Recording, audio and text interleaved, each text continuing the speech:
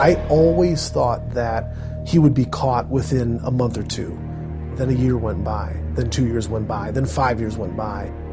The fact that we're sitting here 8 years later is staggering.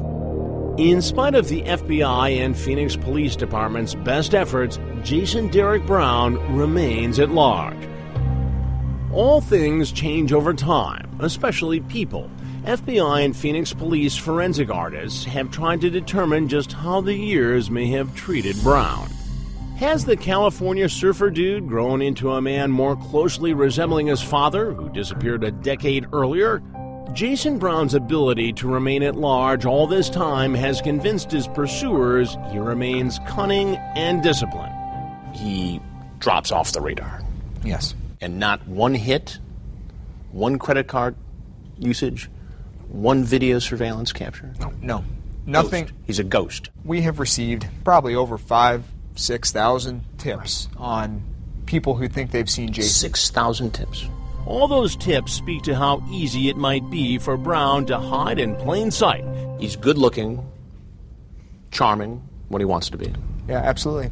Yeah. What do you think the odds are that he's wangled his way into some woman's life someplace and he's being supported and she has no idea she's living with a accused killer? I think that is the leading theory. He has a history of mooching off people, trying to get close with somebody, telling me somebody he really isn't, and then just draining them for as much as he can possibly drain them for, and then moving on to the next. And that's where I think it's very likely he's using that charm to get close with a woman, tell him he's somebody totally different. I think that's what he's doing, and then maybe moving on. Brown was raised in the Mormon Church and did his 2-year mission throughout France. Mm-hmm. Right.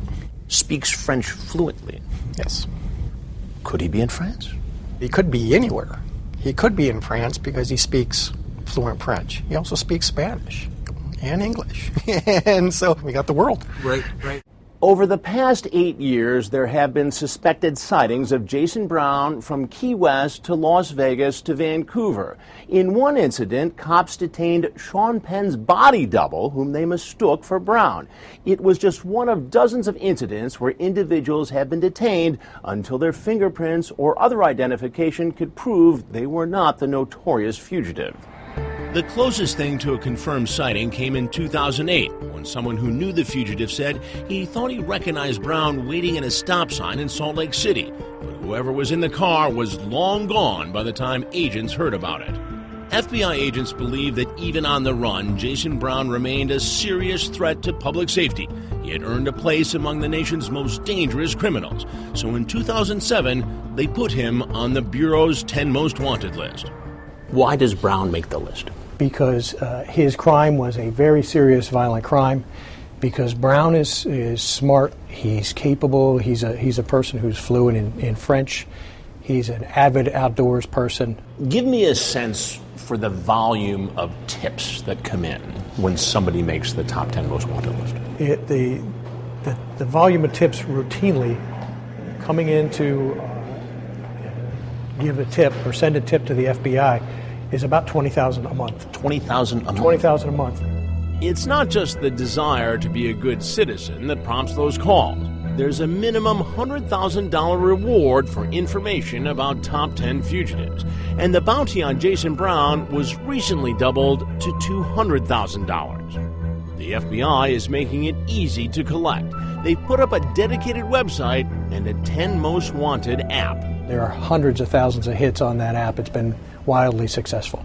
Ron Hosko, the Top 10 program director, thinks they'll get their man. What is it going to take to apprehend Jason Derek Brown? It's going to take some alert citizen who's listening to this show or who is looking at his Most Wanted app on his smartphone or at the FBI.gov website saying, I know where that person is, and picking up a phone. The family of the man Jason Brown is alleged to have killed hopes that happens. What do you say to Jason Brown as we sit here tonight? Ask him why. Why and how could he do this to somebody for over money? What brought him to this? He just did not just take my brother's life. He took my mom's, my dad's, my family's life, everything from us. What is it like for you every day to know that the man authorities believe killed your brother remains free? To know that he's still out there, that he could still wake up every day, enjoy life, it used to really irritate me. As I got older, I realized I still have anger towards him, but he has to be living in fear. He cannot live a normal life. He has to be looking over his shoulder every time. He has to sleep, go to bed, and know what he did and sleep with what he did. The investigators charged with tracking down Keith Palomari's suspected killer aren't giving up. He's been on the lam for 8 years. What do you think the realistic chances are that he'll ever be caught? I think we have good chances. They eventually get caught, one way, shape, or form. And I'm confident that that will happen. One thing I can guarantee you, we're not going to stop looking. I mean, he'll stay on that list until we catch him or we determine he's dead. That's all for this edition of Dateline. We're off next Sunday, but we'll be back on Wednesday starting April 3rd at 8, 7 Central. I'm Lester Holt, and for all of us at NBC News, good night.